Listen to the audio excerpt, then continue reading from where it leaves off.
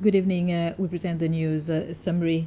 L'Alliance démocratique Sicélois LDS has officially presented its manifesto in an event that took place at the STC conference room in the presence of about 100 supporters and the main leaders of the party. The 40-page political program describes the projects by the party for the presidential and legislative elections of October 22nd, 23rd, and 24th. In a few days, also, SBC will be broadcasting a program exclusively dedicated to all the manifestos from the political parties. The government has announced plans to carry out changes to some laws related to the financial sector. The aim is to ensure that they conform fully to the norm of the International Financial Action Task Force, the European Union, and the Organization for Economic Cooperation and Development, OECD.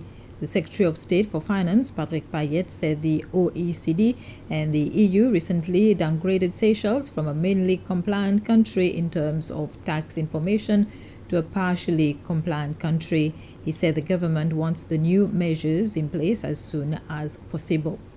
When we've discussed with OECD as per this requirement, you have 1 year to request a supplementary review.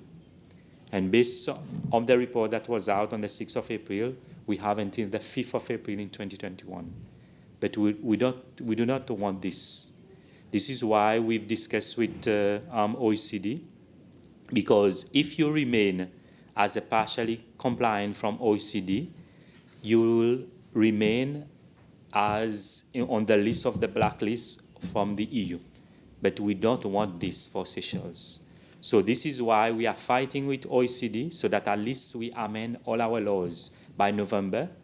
By December, we request a supplementary review, and this is tabled in February of next year, so that we are out from the list.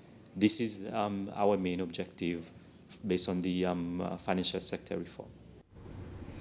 I'd like to apologize for in the first news item, I mentioned LDS as l'Alliance démocratique Sicélois.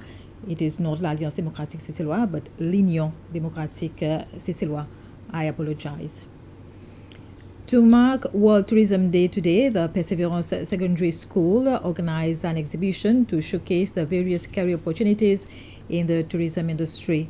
Through exchanges with people currently working in the tourism industry, students were able to better understand what a career in tourism entails. Representatives from the Seychelles Tourism Board, the Seychelles Tourism Academy, and the Hilton Hotel participated in the event. The chairperson of the Perseverance School Council, Christina Dora, emphasized the role of the youth in supporting the Seychelles tourism industry as it faces new challenges due to the COVID-19 pandemic.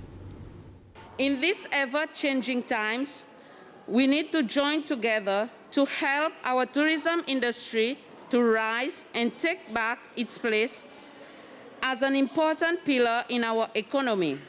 Therefore, we look up to the young generation to step up and help towards promoting tourism through various existing platforms. There's a call for people who keep goats to consider selling their skins for making traditional mutia drums. The Department of Culture wants goat owners to help provide enough skins for a drum-making workshop next month. The aim is to help mutia attain UNESCO World Heritage status to keep the traditional musical form alive. A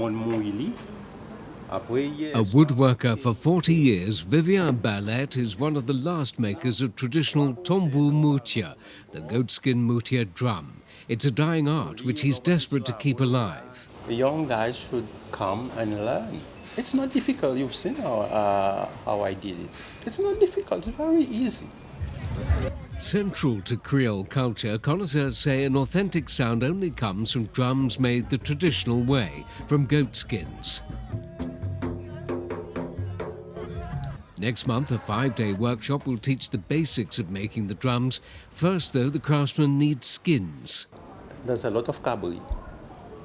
There's a lot of goat, but people don't bother about the skin. They throw it away instead of keep them, put them, store them in a proper place. And then the problem with that type of cabri, difficulty of preparing, of cleaning these things. It's a little bit difficult.